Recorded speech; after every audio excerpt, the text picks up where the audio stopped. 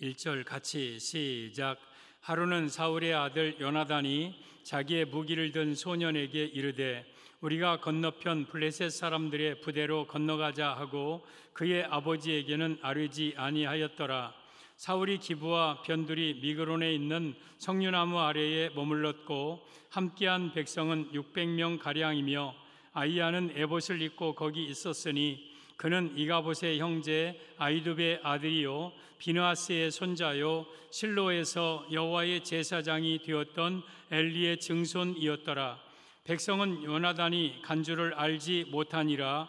요나단이 블레셋 사람들에게로 건너가려 하는 어귀 사이 이쪽에는 험한 바위가 있고 저쪽에도 험한 바위가 있는데 하나의 이름은 보세스요 하나의 이름은 세네라. 한 바위 북쪽에서 믹마스 앞에 일어섰고 하나는 남쪽에서 게바 앞에 일어섰더라. 요나단이 자기의 무기를 든 소년에게 이르되 우리가 이 할례 받지 않은 자에게로 건너가자. 여호와께서 우리를 위하여 일하실까 하노라. 여호와의 구원은 사람이 많고 적음에 달리지 아니하였느니라. 무기를 든 자가 그에게 이르되 당신의 마음에 있는 대로 다 행하여 앞서 가소서. 내가 당신과 마음을 같이하여 따르리이다. 아멘. 오늘 제목은 하나님이 쓰시는 사람이라는 제목으로 말씀을 드리겠습니다. 하나님이 쓰시는 사람.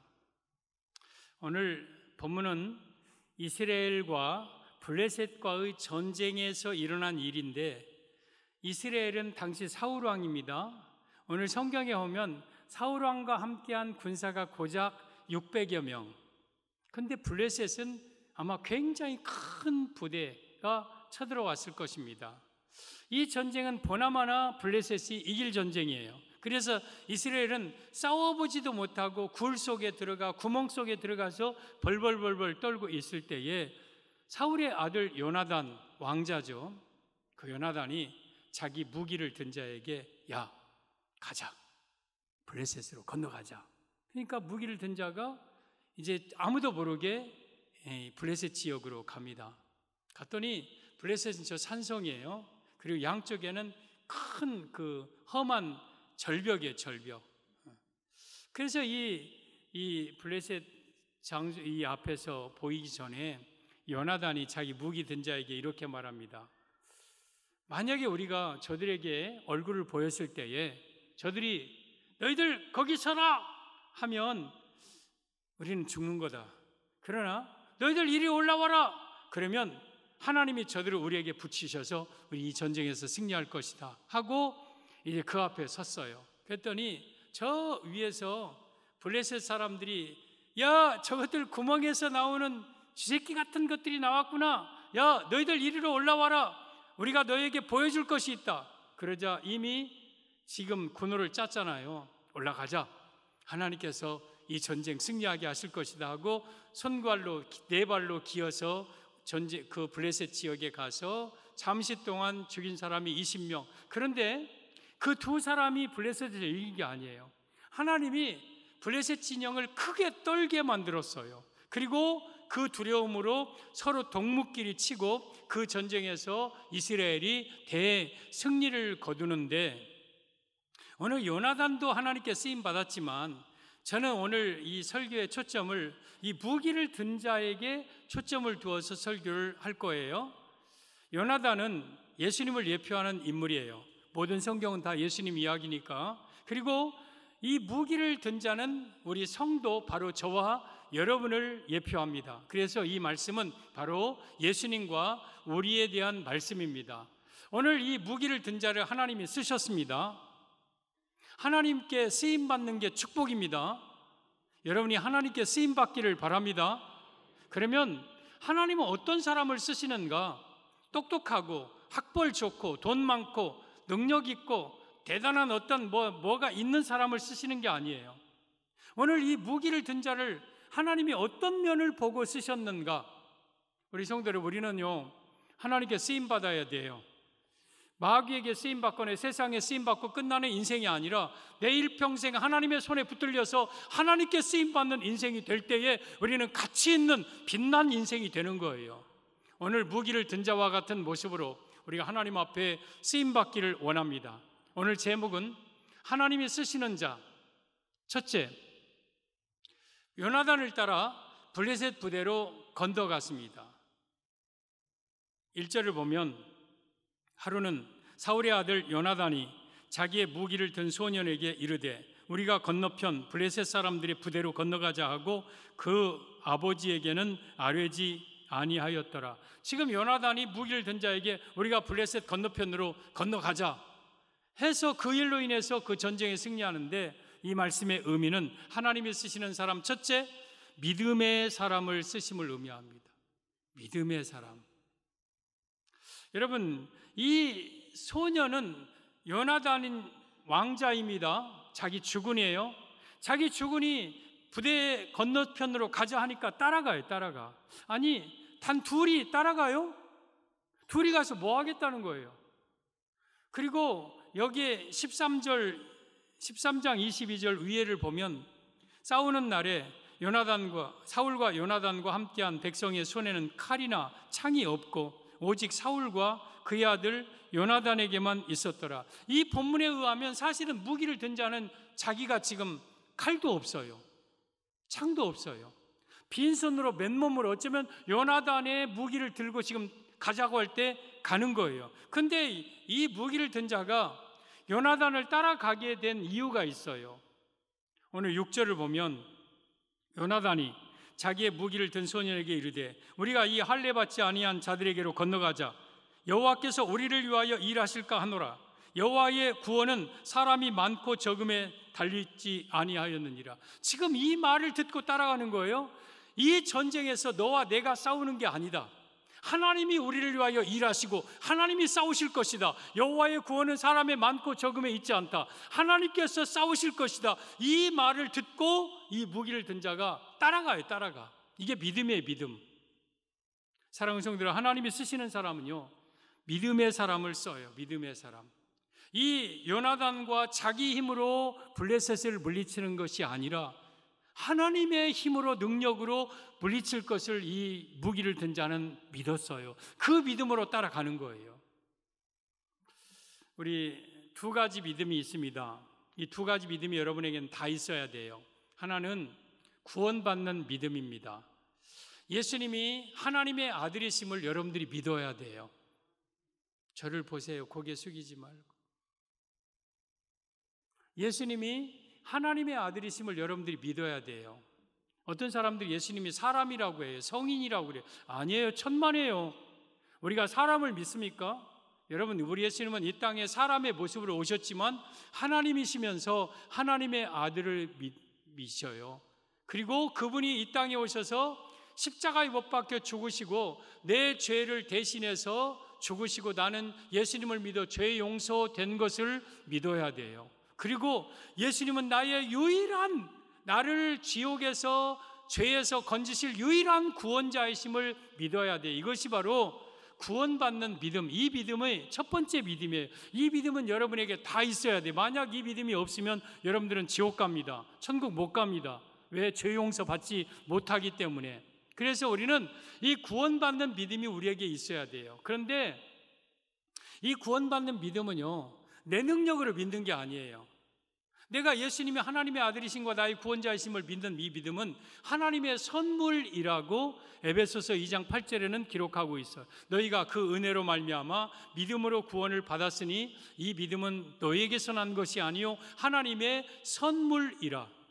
내가 예수님을 구주로 믿는 이 믿음도 하나님의 선물이에요. 선물. 그래서 내 능력으로 예수님을 믿는 게 아니에요. 하나님이 택한 자에게 주신 선물을 받아서 예수님을 믿는 것, 이 믿음을 여러분들은 먼저 가지고 있어야 돼요. 이 믿음이 있어야 구원받아요. 그런데 두 번째 믿음이 있어요. 두 번째 믿음은 은사적인 믿음, 역사하는 믿음. 한마디로 말하면 하나님의 능력을 절대적으로 믿고 의지하는 게 믿음이에요. 이 믿음은요, 믿음이 큰 자가 있고 믿음이 작은 자가 있어요. 여러분, 하나님은요, 믿음이 큰 자를 통해서 일을 하십니다. 믿음이 큰 자를 쓰십니다. 그래서 이 무기를 든 자는 내 능력으로 저 블레셋을 이기는 게 아니라 하나님께서 저 블레셋을 이길 것이라는 믿음이 이 무기를 든 자에게 있었고 이 믿음이 있는 자를 하나님은 쓰신 거예요. 여러분이요, 하나님은 전능하신 분이에요. 이 세상을 창조하시고 무에서 유를, 죽은 자를 살리시고 없는 것을 있는 것으로 부르시는 우리 하나님이에요. 하나님의 전능하심을 믿고 그분을 의지하고 그분에게 나아가시면 하나님은 믿음대로 여러분에게 역사하시고 그런 믿음이 있는 자를 하나님은 쓰시는 거예요. 쓰시는 거예요. 그래서 우리는 이 믿음이 두 번째 믿음이 큰 자, 이러한 자를 하나님이 쓰십니다. 여러분이요, 하나님의 능력을 믿으시기를 바랍니다. 하나님의 능력을 믿고 따르고 의지하시기를 바랍니다. 이런 자를 하나님이 쓰십니다. 그런데 이 두 가지 믿음은 다 어디에서 오느냐? 하나님의 말씀을 들을 때 와요. 로마서 10장 17절에 그러므로 믿음은 들음에서 나며 들음은 그리스도의 말씀으로 말미암았느니라. 교회에 와서 그리스도의 말씀, 즉 강단을 통해서 예수님의 말씀으로 해석하여 예수님의 말씀을 전할 때에 그 말씀을 여러분들이 들으면 첫 번째 믿음이 생겨요. 아, 예수님이 하나님의 아들이시고 나의 구원자이시구나. 그 믿음으로 여러분들은 구원받아요. 또 그 말씀을 계속해서 들으면 예수님의 능력을 내가 절대적으로 신뢰하고 의지하게 돼. 아하, 내가 내 힘으로 사는 게 아니구나.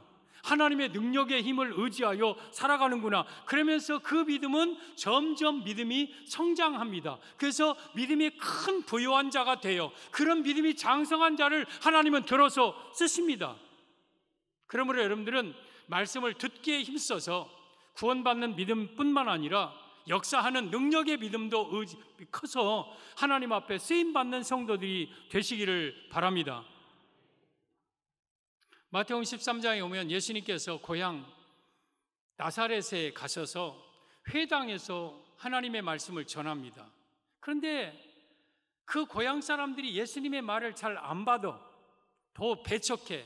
야, 저 사람이 어디서 배워와가지고 저 목수 나사렛 요셉의 아들 아니냐? 그 누이 그의 동생들 요셉 시몬 다 유다 다 우리와 함께 있지 않느냐 하면서 예수님에 대한 선입견 때문에 예수님의 말씀을 안 받아요.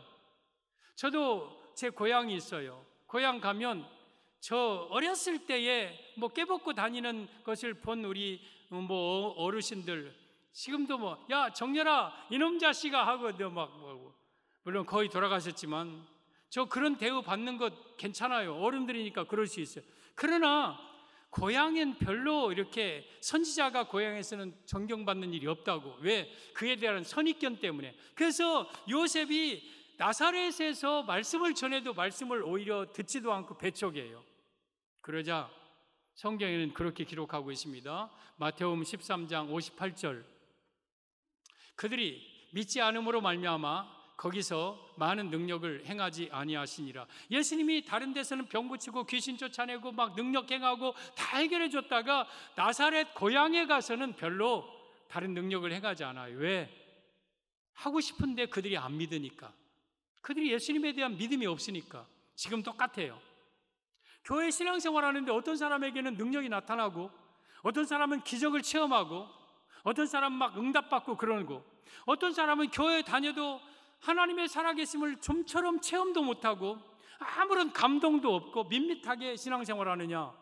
똑같은 하나님인데 왜 어떤 사람은 능력을 체험하고 어떤 사람은 그렇지 못하느냐. 여러분의 믿음 차이.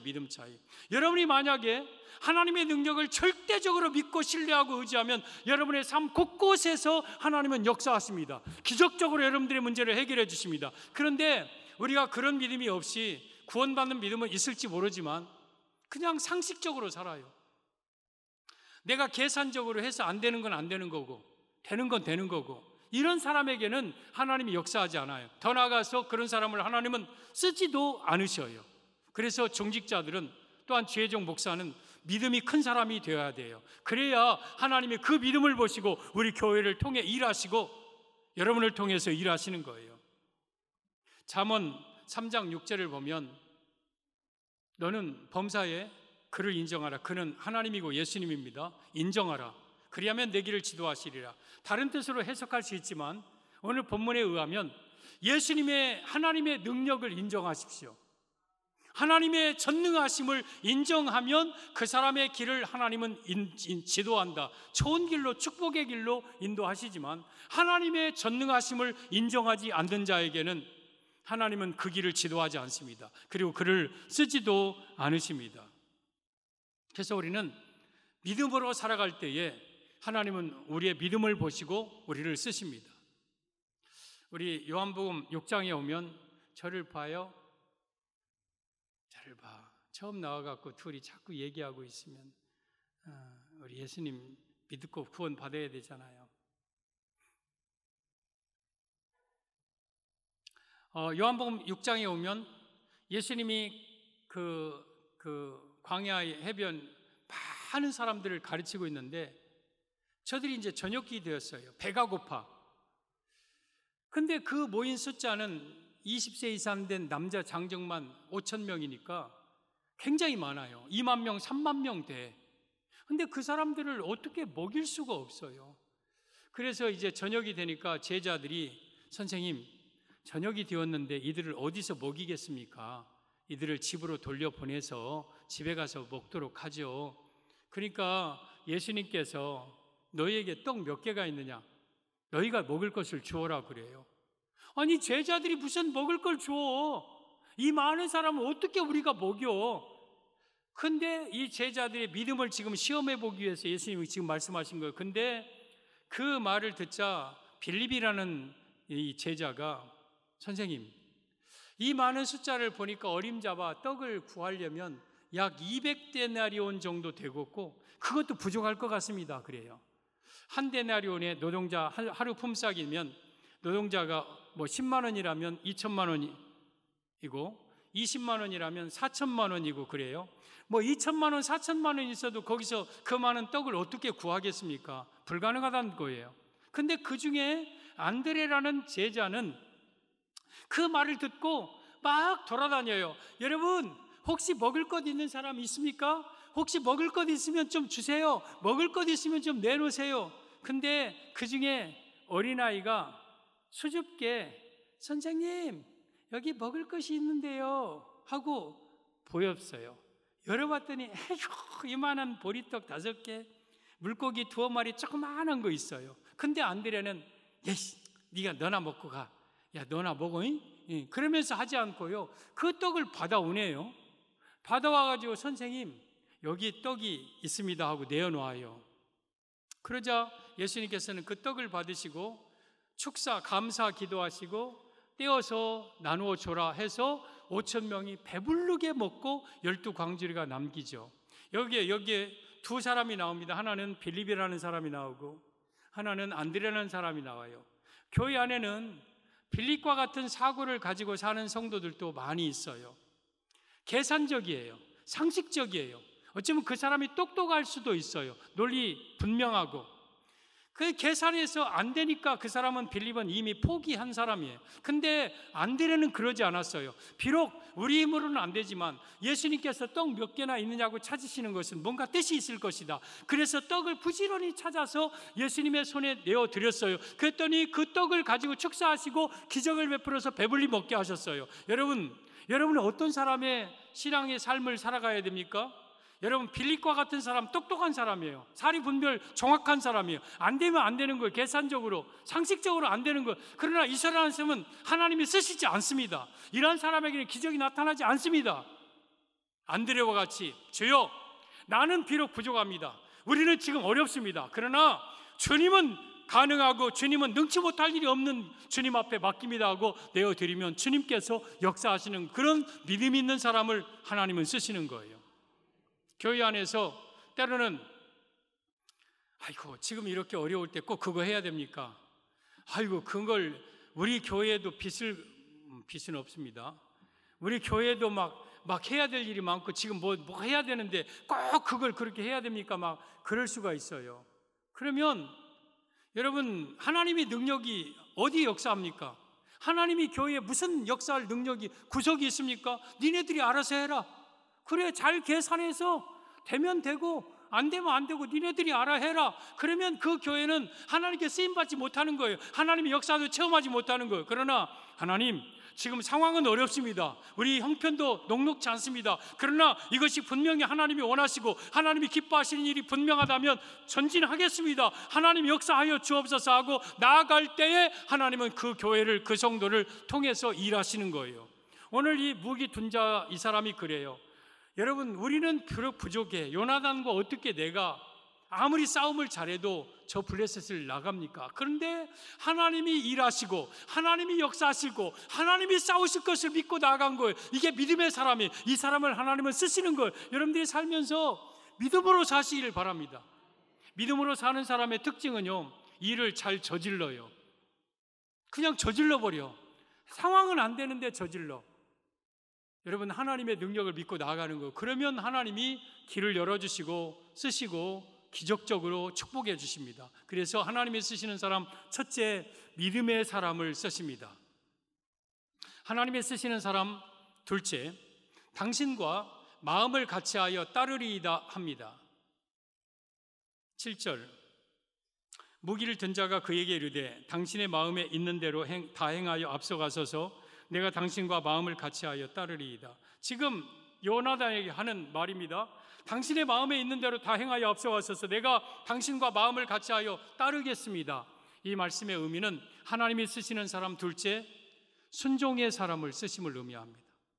사랑하는 성도들, 하나님은요 순종의 사람을 쓰셔요. 순종의 사람. 지금 요나단이 단 둘이 가자는 거예요. 단 둘이. 자기는 어쩌면 무기도 없어요.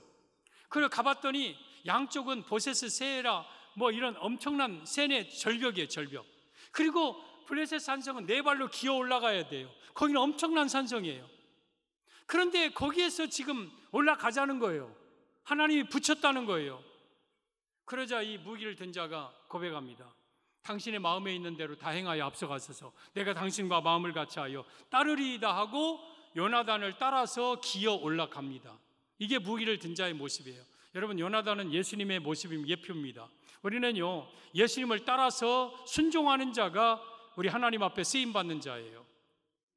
12절 13절을 보면 그 부대 사람들이 요나단과 그 무기를 든 자에게 이르되 우리에게로 올라오라. 너희에게 보여줄 것이 있느니라 한지라. 요나단이 자기의 무기를 든 자에게 이르되 나를 따라 올라오라. 여호와께서 그들을 이스라엘 손에 넘기셔. 나 따라 올라와라. 그러자 13절에 요나단이 손발로 기어 올라갔고 그 무기를 든 자도 따랐더라. 지금 여러분, 요나단이 가는 대로 이 무기를 든 자가 따라가는 거예요. 따라가는 거예요. 순종하는 거예요. 순종하는 거. 이 무기를 든 자가 아이고 못합니다. 나 못합니다. 와봤더니 양쪽 절벽이고 손발로 기어 올라가야 되고 우리는 무기도 없고 안 됩니다. 나는 못합니다. 왕자님이나 가십시오. 왕자님이나 가십시오. 이 무기를 든 자는 그러지 않았어요. 따라갔어요. 이 한 사람의 순종으로 나라가 구원합니다.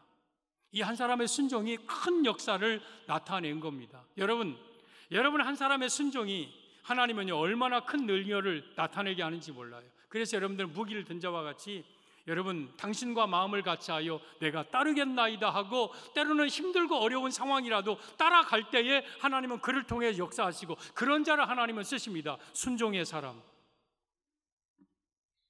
사사기 7장에 오면 이스라엘과 미디안과 아말렉과 동방의 이 3개 연합군이 전쟁을 하는데 이 3개 연합군의 숫자가 얼마나 많은지 바다의 모래와 같고 메뚜기 떼와 같이 굉장히 많은 그러한 허다한 이 3개 연합군이 이스라엘을 쳐들어와요. 그때 하나님께서 기드온에게 여호와의 영으로 감동시켜서 기드온이 나팔을 붑니다. 뽀뽀뽀. 이것은 전쟁을 났다는 군인들을 모으는 그런 나팔이었습니다. 그러자 전쟁 났어? 내가 가야지 하고 모여든 사람이 고작 32,000명. 그런데 하나님께서는 야 32,000명 많다. 너희들이 32,000명으로 이기면 너희들이 이겼다 할까 하니 두려워 떠는 자들 보내라 하소. 여러분이요 두려워 떠는 자들 집으로 가십시오 했더니 22,000명이 갔어요. 10,000명 남았어요. 32,000명도 조그만 염소떼 같은데 거기다가 10,000명 아무것도 아니에요. 근데 그것도 많다. 열심히 훈련시켜서 물가로 내려가서 4주 경계하며 물을 주먹으로 딱 핥아서 먹는 사람만 추려라. 그러니까 딱 300명. 나머지 다 집으로 가라. 300명 남았어요. 근데 그 300명에게 기드온이 주는 게 있어요. 하나님의 명령 따라서 나팔, 횃불, 그리고 항아리, 이 세 가지 주어요. 이 300명이 기가 막힐 거 아니에요.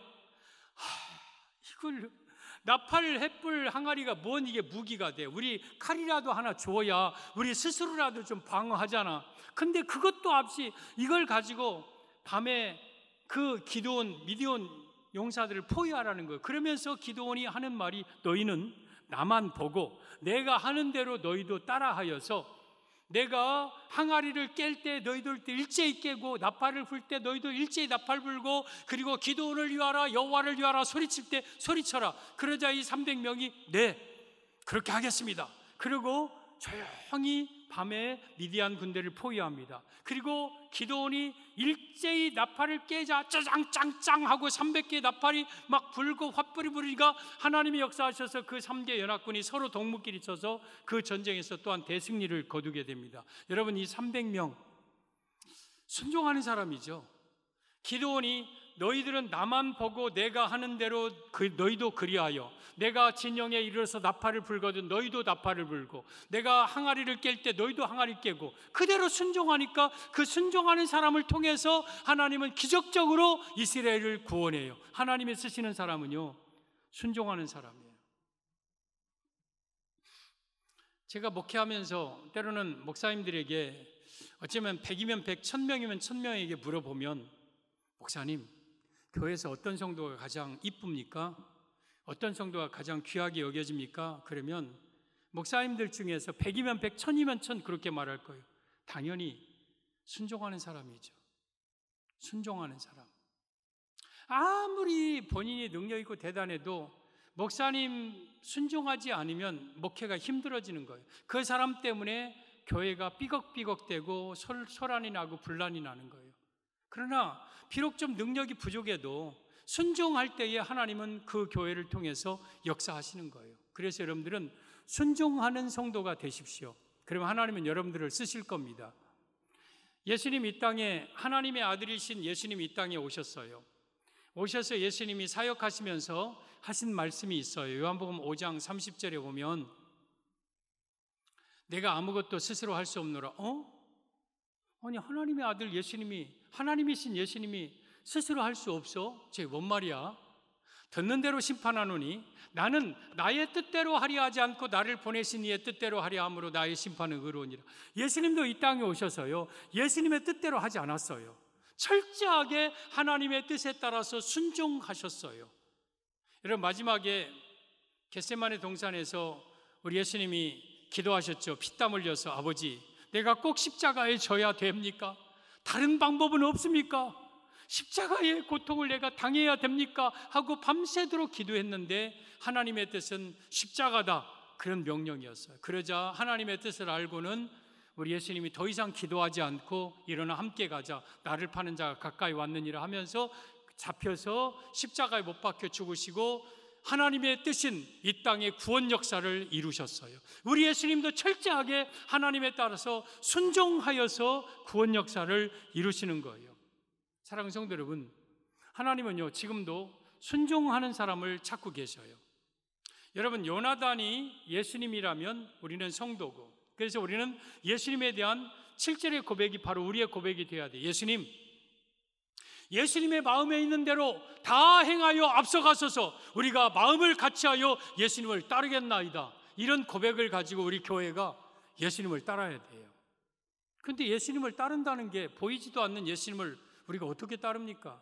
말씀을 따르는데 이 말씀 가운데 과연 어떤 걸 어떻게 따르는 겁니까? 예수님께서 우리에게 대리로 보내주셔서 우리를 천국으로 인도하는 사람이 있어요. 그 사람이 목사예요. 목사, 최종 목사님. 이 7절의 고백은 또한 성도들의 고백이 이렇게 돼야 돼요. 목사님의 마음에 있는 대로 다 행하여 앞서가소서. 우리가 목사님과 마음을 같이하여 따르리이다. 이런 성도를 하나님은 쓰시고 그런 교회를 하나님은 크게 역사하시는 거예요. 여러분, 마음을 같이하여라는 말을 기억하시고, 그러면 저와 여러분이 어떻게 마음이 같습니까? 전혀 환경도 다르고 삶도 다른데 성령님께서 같이 하여 주시고, 무엇보다도 하나님의 말씀을 공유할 때에 말씀으로 우리는 마음이 같아지는 거예요. 따르기는 따르는데 목사님 꼭 자기 마음대로 저렇게 막 독재하는 것 같아요. 그러면서 막 그렇게 억지로 따르면 안 되잖아요. 마음을 같이 해야 따르잖아요. 마음을 같이 하는 게 말씀이에요. 마음을 같이 하게 하는 게 성령이에요. 성령이 하나 되게 하신 것을 힘써 지키라. 몸도 하나요, 성령도 하나, 주도 하나요, 하나님도 하나요, 믿음도 하나요, 세례도 하나요. 하나님 한 분이시다. 여러분, 우리를 성령님께서 하나 되게 하시는, 그래서 말씀 충만, 성령 충만하면 저와 여러분의 마음이 같을 수 있어요. 그리고 뭔가 교회 지도자가 있어야 되잖아요. 방향을 설정하고 속도를 조정하고. 그게 바로 보내주신 주혜종 목사님인데, 그 목사님에게 마음을 같이하여 따르리이다. 이런 마음을 가지고 순종하는 교회, 순종하는 성도를 하나님은 쓰시는 거예요. 그래서 여러분들은 순종하는 성도가 되시기를 바랍니다. 순종하는 성도. 여러분, 어쩌면 이 무기를 든 자가 따른다고 따라왔는데, 어이구, 막상 와서 보니까 겁이 덜컥 나. 이쪽도 험한 절벽이고 저쪽도 험한 진퇴양난이라는 뜻이죠. 그리고 앞에는 손발로 기어 올라가야 될 자기 둘이, 자기는 무기도 없어. 근데 여기까지 왔어. 근데 올라가자는 거예요. 그래도 따를 수 있었던 것은, 여러분, 이 무기를 든 자에게, 그래, 내게 나는 이런 믿음이 없을지 모르지만 저 요나단은 하나님이 세운 사람이야. 하나님의 왕자야. 그러니 요나단을 따라서 그냥 순종해 보지 뭐. 순종하지. 그러면서 따라 올라간 거예요. 여러분들이 담임 목사님과 같은 믿음은 없을 수 있어요. 어쩌면 담임 목사님의 믿음을 능가하지 못해요. 하나님의 영적 질서를 그렇게 세워놨어요. 그래서 담임 목사가 여러분 전적으로 하나님의 능력을 믿는 믿음을 가지고 있어야 우리 성도들도 그 믿음을 따라오는 거예요. 여러분, 그런데 여러분들이 때로는 믿음이 좀 부족할 수도 있어요. 될까? 과연 될까? 그럴 때는 여러분의 믿음이 부족하면 그냥 따르십시오. 그냥 순종하십시오. 앞에 믿음의 사람을 세워서 그 믿음을 통해 역사하실 거니까 그냥 따르면 돼요. 그래서 여러분, 이 무기를 든 자가 때로는 요나단과 같은 믿음은 부족할지 몰라도 요나단의 믿음을 따라 순종하니까 그를 쓰신 거예요. 성도 여러분, 하나님이 쓰시는 사람은요, 순종하는 사람을 쓰세요. 순종하는 사람. 저는 여러분들이 순종하는 사람이 되시고요, 이 7절의 말씀을 예수님과 때로는 담임 목사를 향하여서 그런 고백이 여러분들에게 있기를 바랍니다. 저는 종종 이 7절의 고백을, 사실 본문을 선택한 것도 이 7절 때문에 선택했어요.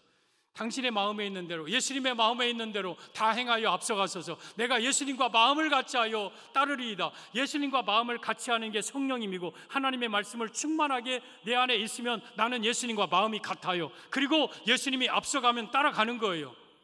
그리고 성도들은 주의 종을 따라서 순종하는 성도가 될 때에 우리 교회를 하나님은 쓰시고, 여러분들을 쓰시고, 기적적으로 문제를 해결해주고 능력을 나타낼 겁니다. 하나님이 쓰시는 사람은 첫째, 하나님의 능력을 믿는 사람, 믿음의 사람. 둘째, 당신의 마음에 있는 대로 다 행하여 앞서 내가 따르겠나이다. 순종하는 사람을 써요. 여러분들이 이런 사람 되시길 바랍니다. 그리고 하나님이 쓰시는 사람, 셋째, 무기를 든 자라 했습니다. 7절, 무기를 든 자가 그에게 이르되 당신의 마음에 있는 대로 다 행하여 앞서가소서. 내가 당신과 마음을 같이하여 따르리이다.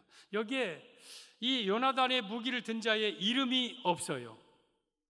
이름이 없어. 그냥 무기를 든 자라고 그랬어요. 이 말씀의 의미는 하나님이 쓰시는 사람, 셋째, 자기를 드러내지 않는 사람을 쓰심을 의미합니다. 자기를 드러내지 않는 사람. 1절도 하루는 사울의 아들 요나단이 자기의 무기를 든 소년에게, 이 소년을 가리켜 무기를 든 소년이라고 그랬어요. 무기를 든 소년. 그리고 오늘 6절에도 요나단이 자기의 무기를 든 소년에게 이르되, 무기를 든 소년. 7절에도 무기를 든 자가, 또 12절에도 그 부대 사람들이 요나단과 그의 무기를 든 자에게 이르되, 또 12절 하반절에 요나단이 자기의 무기를 든 자에게 이르되, 13절에 요나단이 손발로 기어 올라갔고 그 무기를 든 자도 따랐더라. 블레셋 사람들이 요나단 앞에서 엎드려지며 무기를 든 자가 따라가며 죽였으며 14절에 요나단과 그 무기를 든 자가, 이 무기를 든 자의 이름이 끝내 안 나와요. 끝내 안 나와요. 이건 무슨 말이에요? 무기를 든 자가 큰 일을 했어요, 요나단과 더불어서. 근데 자기 이름이 성경에 기록이 없어요. 이 말씀은 자기 일을 드러내지 않는 성도, 내가 아무리 큰 일을 했어도, 아무리 대단한 일을 했어도 그것으로 인해서 내 이름 내고 내 자랑하고 생색내고 나를 드러내고 그러지 않는 자를 하나님이 쓰신다는 뜻입니다. 그러면서 지금 계속해서 요나단만 드러나요. 같이 했잖아, 일을. 어쩌면 무기를 든 자가 따르지 않았으면 요나단은 안 했을 거예요. 근데 같이 했는데 요나단만 계속 요나단과 무기를 든 자, 요나단과 무기를 든 자. 아니, 요나단만 계속 드러나고 나는 뭐 이름도 없냐? 요나단은 예수님을 예표합니다. 여러분이요, 우리가 무슨 일이든지 예수님과 동행하면서 하면 어떤 일이든지 능력이 나타나는데, 우리는 아무리 대단한 일을 했어도 예수님만 드러내야 됩니다. 예수님만 나타내야 돼요. 내가 드러나면 안 되는 거예요. 내가 한 게 아니라 예수님이 하신 일이기 때문에 여러분, 예수님만 드러내. 오늘 이 블레셋에게 가자고 한 것도 요나단이에요. 군호를 짜고 작전을 짜고 증표를 짠 것도 요나단이에요. 올라가자 한 것도 요나단이에요. 먼저 가서 전쟁한 것도 내 앞에는 항상 예수님이 앞서가고 나는 따라가면 되는 거예요. 그런데 그 일을 요나단이 하신 거, 나는 따라갔은 거죠. 그래서 우리는 예수님만 드러내야 돼요. 요나단만 드러난 거예요. 찬송가 288장 3절에 세상과 나는 간 곳 없고 구속한 주만 보이도다. 이것이 나의 간증이요, 이것이 나의 찬송일세. 나 사는 동안 끊임없이 구주를 찬송하리로다. 여러분, 우리가 무슨 일을 해도요, 세상이나 나 자신은 간 곳이 없고 찾아볼 수도 없고 자기를 부인하고 오직 예수님만 높이고 예수님만 보여줘야 돼요. 그러한 자, 그렇게 사는 자를 하나님은 쓰셔요. 자기를 드러내지 않는 사람.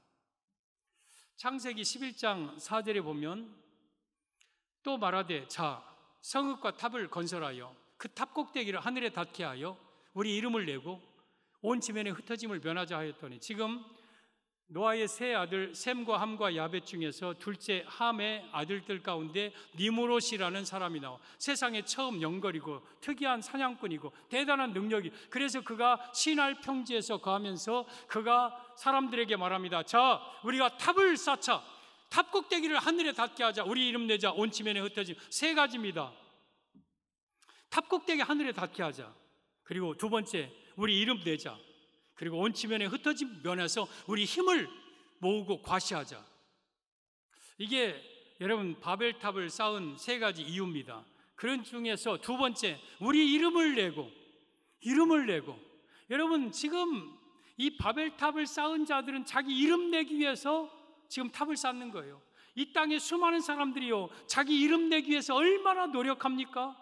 자기 이름을 내고 자기 사진을 내고 그 사진이 중요한 자리에 없으면 삐지고, 또한 이름이 남들보다 좀 적게 있으면 막 속상하고, 자기 이름 내고 자기 이름 드러내고 그러려고 얼마나 애를 씁니까? 그들은 낼 것이 자기 이름밖에 없으니까 그렇게 살아도 돼요. 그러나 우리는 예수님의 이름을 드러내야 되죠. 예수님의 이름을 드러내야 되죠. 그런데 이들이 자기 이름 드러내려고 하니까 하나님께서 그 탑 쌓는 것을 보시고 오셔서 그들이 교만하니까 그 탑을, 언어를 혼잡하게 해서 그 탑 쌓는 자들을 다 흩어버립니다. 여러분, 만약에 여러분들이 예수님의 이름을 드러내지 않고 여러분의 이름을 드러내기 위해서 산다면 하나님은 여러분들을 흩어버립니다. 여러분의 물질을 흩어버리고 건강을 흩어버리고 여러분의 주신 은혜, 축복들, 여러분의 가정들 다 흩어버리고 사업들 다 흩어버리고 그러면 끝나는 거예요. 성도 여러분, 여러분 이름 내기 위해서 살지 마십시오. 우리는 오직 요나단, 예수님의 이름만 드러내고 나는 내 이름 없어도 돼, 그냥 무기를 든 자, 끝내 이 무기를 든 자의 이름이 나오지 않아요. 마지막까지 여러분들이 이름을 내서는 안 돼요. 처음에는 자기가 아이고 겸손하게 하나님이 하셨죠 하다가 나중에는 자기 이름 내기 좋아하는 그런 변질된 인생 되지 말고 끝까지 이름 내지 마십시오. 예수님만 높이십시오. 그것이 바로 하나님께 쓰임받는 자의 모습입니다. 여러분, 신약에 우리 하나님께 가장 쓰임받는 사람 한 사람을 꼽으라면 그는 바울이에요. 바울은 대단한 자였어요. 그의 학벌, 그의 신분, 그의 어떤 배경, 엄청난 자예요. 그가 또한 한 일 또한 대단한 일을 했어요. 여러분, 안디옥 교회를 크게 부흥시키기도 했지만 여러분, 전도여행을 통해서 많은 곳에 가서 교회들을 세우고 귀신을 쫓아내고 여러분 많은 능력을 행하고, 그리고 또한 여러분 철저하게 이 바울은요, 여러분 많은 고난을 당하고 3층천에 올라가 하늘을 바라보고 막 우리 예수님의 직접 음성을 듣고 별 체험을 다한 사람이에요. 근데도 그 바울이 끝까지 하나님 앞에 쓰임받은 이유가 있어요. 고린도전서 15장 10절 바울의 고백인데, 이 고백이 여러분의 고백이 되기를 바랍니다. 그러나 나의 나된 것은 하나님의 은혜로 된 것이니 내게 주신 그의 은혜가 헛되지 아니하여 내가 모든 사도보다 더 많이 수고하였으나 내가 한 것이 아니요 오직 나와 함께 하신 하나님의 은혜로라. 사도 바울이 엄청난 수고를 많이 했지만 내가 한 것이 아니요 나와 함께 하신 하나님의 은혜로 한 것입니다. 내가 한 것이 아닙니다. 여러분이 대단한 물질을 가지고 있습니까? 대단한 선행을 많이 베풀었습니까? 여러분이 했습니까? 하나님의 은혜인 거예요. 그거 하나님의 은혜임을 고백하고 내가 아니요 내가 한 것이 아니요 하나님이 하신 거예요 하면서 자기를 드러내지 않는 자, 자기를 나타내지 않는 자, 바울이 하나님 앞에 계속 쓰임받은 이유고 하나님께 계속 쓰임받고 더 크게 쓰임받을 자의 모습입니다. 여러분을 드러내지 마십시오. 하나님의 영광을 드러내시고 예수님을 드러내시기를 바랍니다. 하나님은요, 지금도 쓰고 싶은 자를 찾고 계셔요. 시편 14편 2절에 여호와께서 하늘에서 인생을 굽어살피사 지각이 있어 하나님을 찾는 자가 있는가 보려 하신즉, 하나님은 지금도 쓰고 싶은 교회를 찾고 계시고요, 쓰고 싶은 성도를 찾고 계시고 쓰고 싶은 주의 종을 찾고 계셔요. 그때 하나님 내가 여기 있나이다, 나를 쓰소서 그런다고 하나님이 쓰는 게 아니에요.